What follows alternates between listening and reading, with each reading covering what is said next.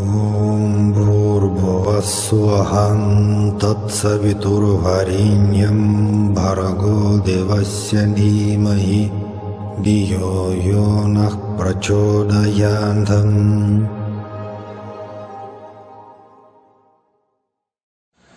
Saram everyone.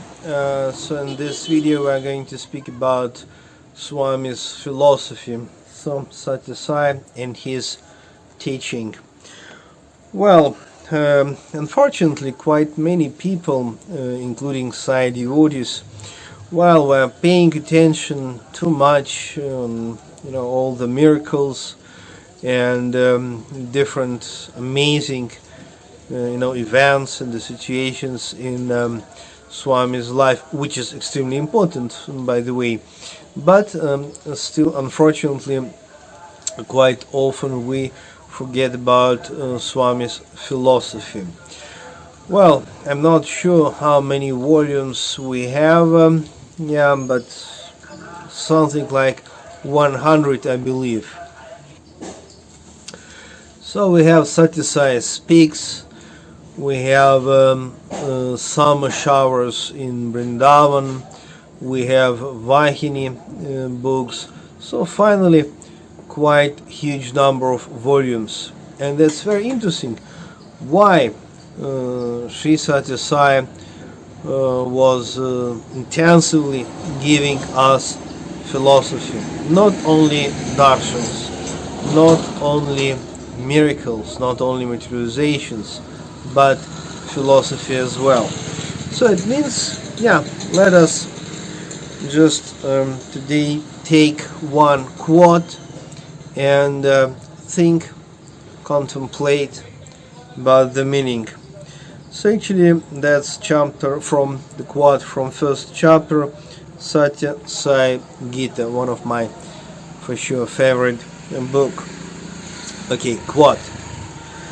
There are many types of knowledge, but there is only one greatest knowledge. This is self-knowledge. The knowledge of one's eternal true self. This is the knowledge of the unchanging ultimate reality. And your true self was never born and will never die. End of the quote. Well, that's very interesting that Sathya Sai is famous as the Bhakti Yoga master. Of course, when we as the Sai devotee speak about Swami, it's not proper to call him master. In a usual sense, he was the divine incarnation, avatar of our age, but at the same time, if we say that he was master, spiritual master, in a sense, like Krishna, like Buddha, like Jesus, so like the divine incarnation, then it's okay to call him spiritual master, if we understand his level. And of course, quite often we think about his philosophy as Bhakti Yoga philosophy, so philosophy of path to the God through devotion.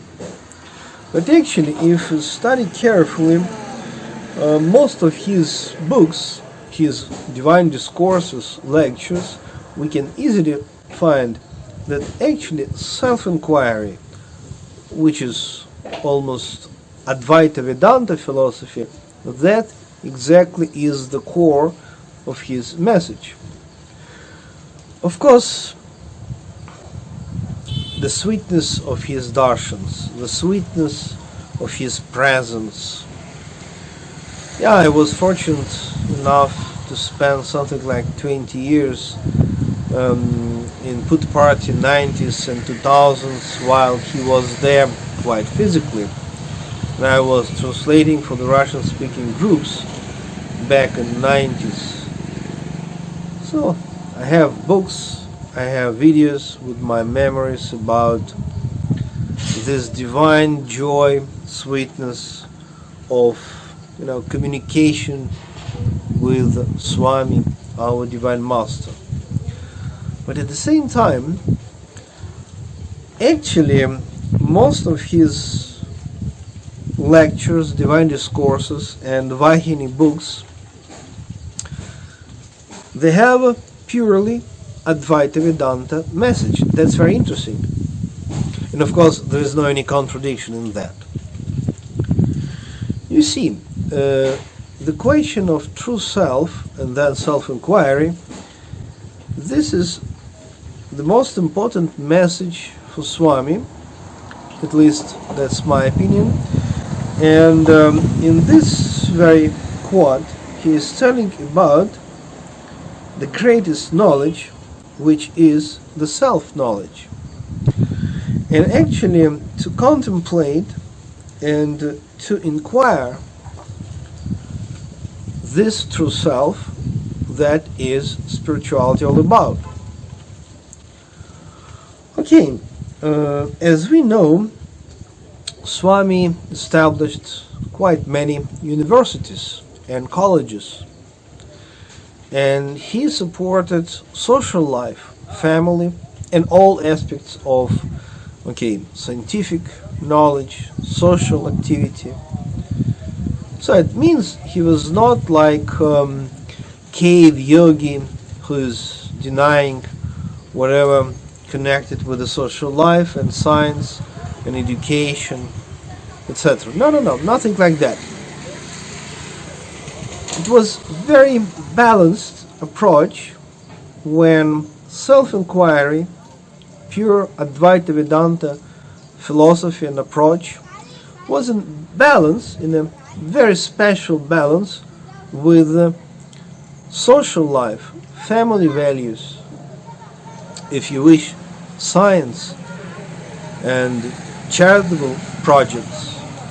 So it means Sathya Sai never deny, for example, scientific knowledge, or for example, any knowledge about social life, social structure.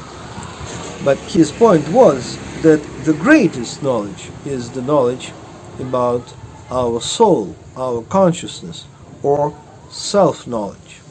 And it's not a contradiction, at the same time, to be human being in this society with a family and certain social responsibilities. That's very interesting, this balance, because we have so many teaching Advaita Vedanta traditions when different masters, they just completely deny this social reality. And I remember how Swami told me personally back in the 90s that this social life, this society, human society, created by God as the space for our spiritual transformation.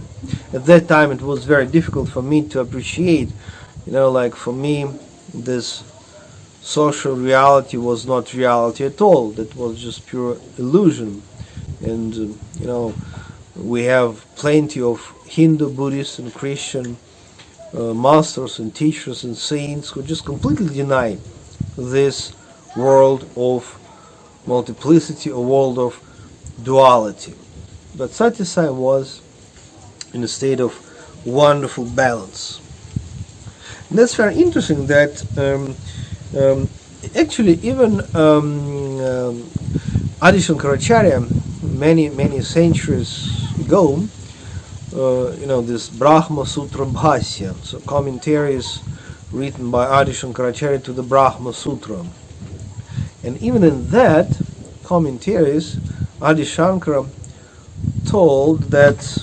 wrote that, we're always using I am, and we have huge number of self-identification.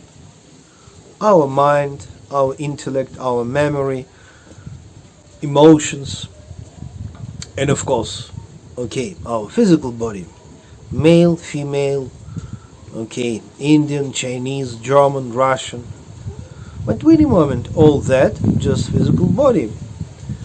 Okay, on like kind of more subtle way of self-identification is with the thoughts, feelings, emotions, memory, but that's also wrong. So we go the next step. The next step is soul. But even that is not the end of the journey. And what is the source of this soul? And the really huge question is, what are the tools for this self-inquiry? And if we just keep on thinking about this crucial question of who am I, then we'll not reach the end, the result, because how can we understand the source of mind with the help of mind? So, and that's the reason why meditation, contemplation is the tool. Because only meditation, proper meditation, is the tool which is really helpful in this process of self-inquiry. Because if we just logically think, who am I? Okay, I'm not physical body. Okay, I'm not my thoughts, mind, intuition, feelings, whatever, memory. Nice. Many people say the same. But, who can experience? This is the big question. And the most important question for the esoteric tradition is actually experience, not knowledge. If to speak about knowledge, that's very easy. Go purchase maybe a dozen of books, read it, and you know. But the question is about spiritual, divine experience, actual experience of that truth. For example, okay, Swami is telling us, your true self was never born and will never die. So he speaks about absolute consciousness. And intellectually we know about it, but the question is how to experience. And for that we need meditation, and for that we need grace. Okay, Saram, God bless all of us. See you next time.